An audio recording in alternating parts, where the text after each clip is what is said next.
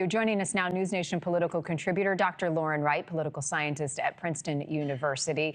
Good morning. Let's start with the economy, and that is always the top concern, no matter when you ask people going into an election cycle or not. 42% said they'd be willing to accept short-term economic pain if it leads to a stronger economy. 58% said the government, however, should be prioritizing immediate issues. So how much things cost, inflation, job security.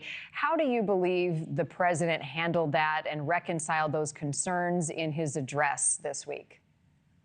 Well, look, he touted his economic efforts, and it's brave and very difficult as a president to execute your vision, even though you know it's going to be unpopular. And in general, it's good to keep campaign promises, and he definitely promised tariffs, and he's followed through on those.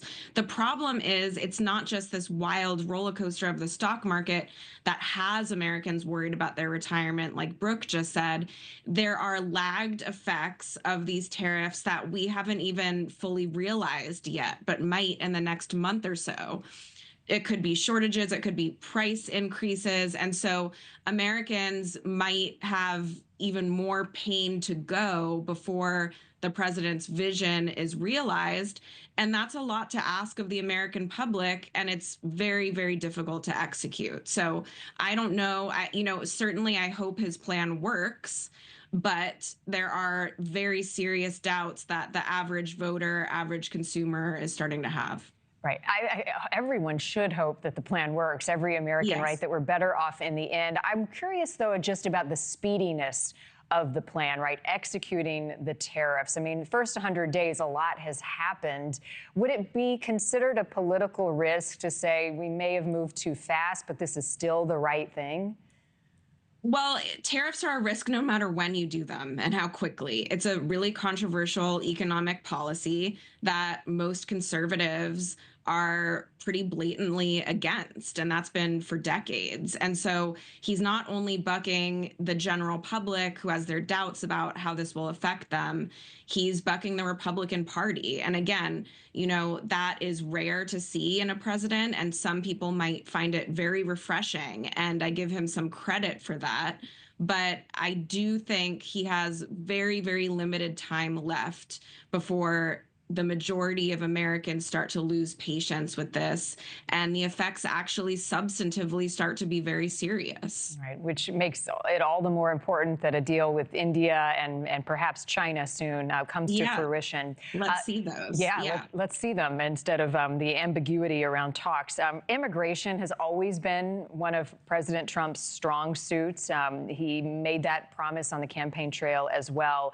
49% of people said that those who enter the country illegally should be swiftly detained and deported, even if it means limiting access to legal appeals. 51% say undocumented immigrants deserve access to legal hearings and a fair process before being deported. This issue came up, Lauren, during the interview with ABC News and President Trump. Here's part of it. Did we give them a hearing when they came in? Well, the law requires that every single person who is going to be deported gets a hearing first. Well, do you acknowledge that? I'll have to ask the lawyers about that. All I can say is this: if you're going to have 21 million people, and if we have to get a lot of them out because they're criminals, we're going to have to act fast. We can't. Do you think we can give 21 million trials? Let's say each trial takes 2 weeks.